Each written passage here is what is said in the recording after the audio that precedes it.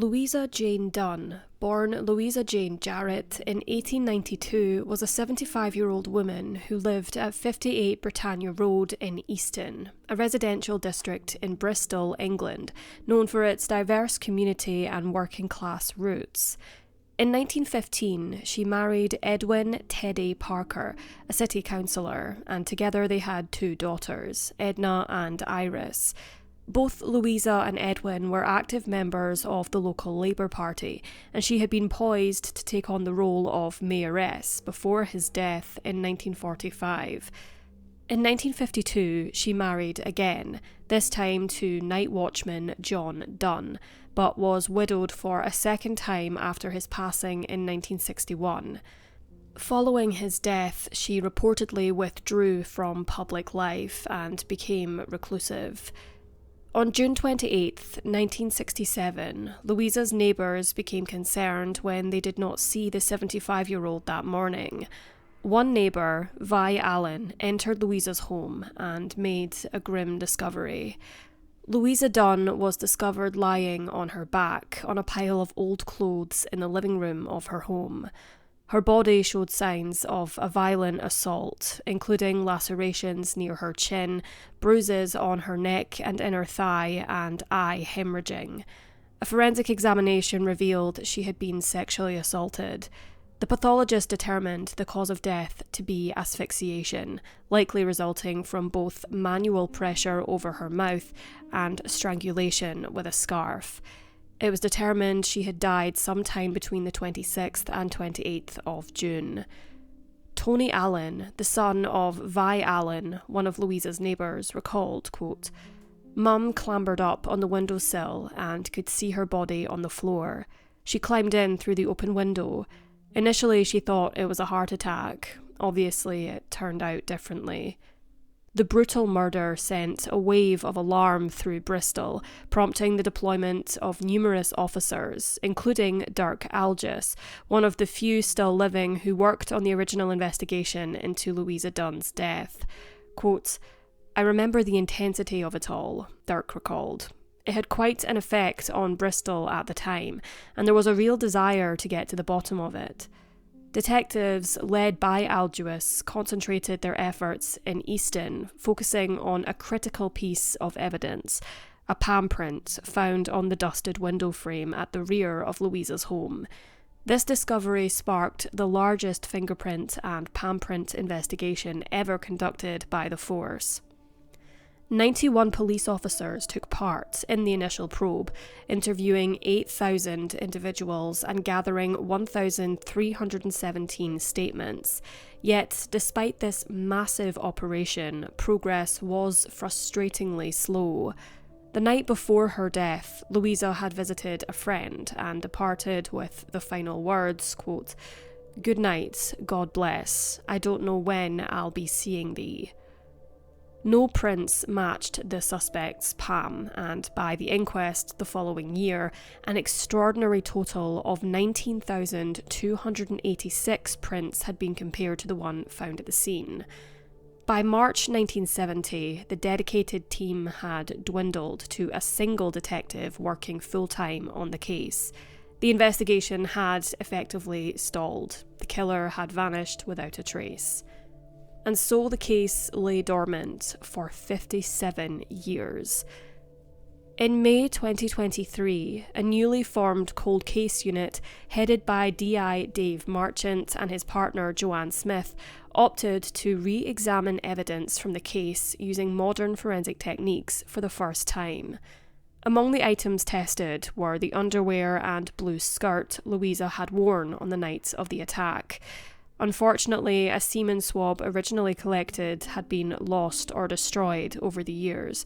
However, on September 3rd, a breakthrough occurred when tests on the back of the blue skirt detected more semen traces, allowing investigators to extract a complete DNA profile.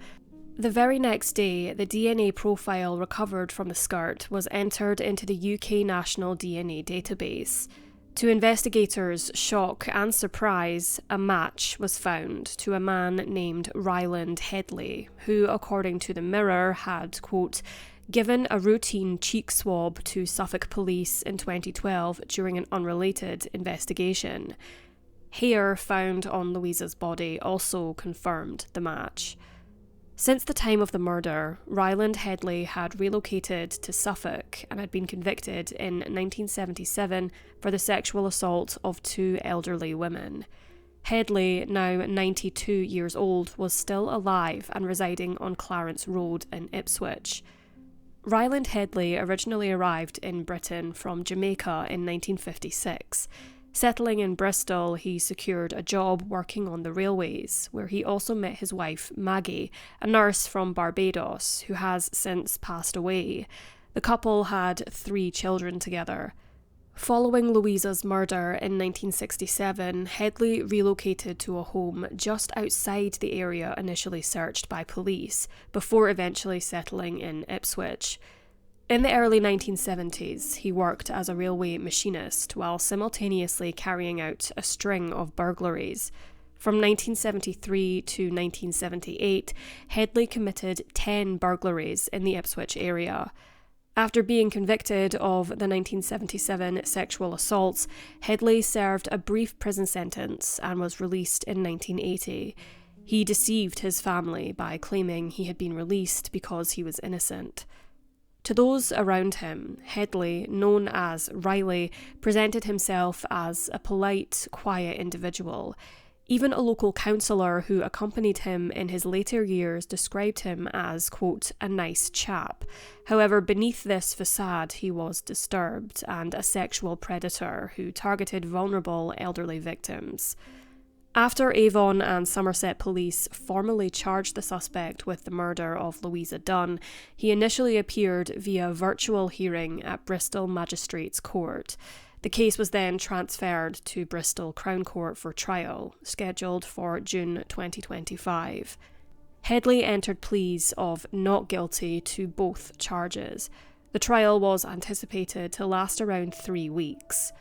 Proceedings began on the 16th of June 2025, with prosecutors presenting forensic evidence, including decades-old DNA recovered from Louisa's clothing.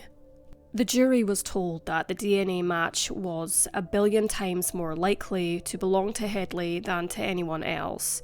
Palm prints taken from the crime scene were also matched to Headley's prints. Eyewitness accounts were also considered. Neighbours testified to hearing screams on the night of Louisa's murder, with the jury hearing statements from 1967 describing muffled screams, followed by cries lasting several seconds. Additionally, the doctor who had originally pronounced Louisa dead nearly 60 years earlier gave evidence in court. The judge, Mr. Justice Sweeting, said, quote, "The nature of these offences demonstrates a complete disregard for human life and dignity. Mrs. Dunne was vulnerable. She was a small, elderly woman living alone. You treated her as a means to an end.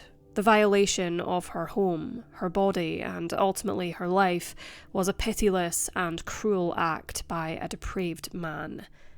The granddaughter of Louisa Dunne, Mary Dainton, stated in her victim impact statement, quote, "The death of my grandmother had a far-reaching effect throughout my family.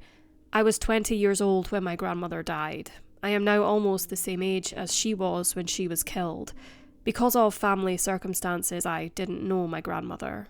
I know that we stayed with her when I was a very young child, and I can remember visiting her in hospital when I was about 14.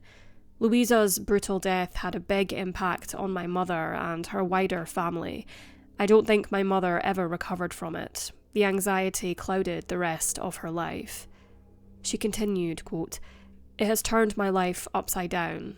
I feel sad and very tired, which has affected the relationships I have with those close to me. I didn't expect to have to deal with something of such emotional significance at this stage of my life. It is only through counselling that I am able to cope and have the resilience to be in court every day. It saddens me deeply that all these people who knew and loved Louisa are not here to see that justice is being done." On the 30th of June 2025, more than half a century after the crime, Headley was convicted of both sexual assault and murder. The following day, he was sentenced to life imprisonment with a minimum term of 20 years. At 92 years old, Headley is believed to be the oldest person ever convicted of murder in the UK.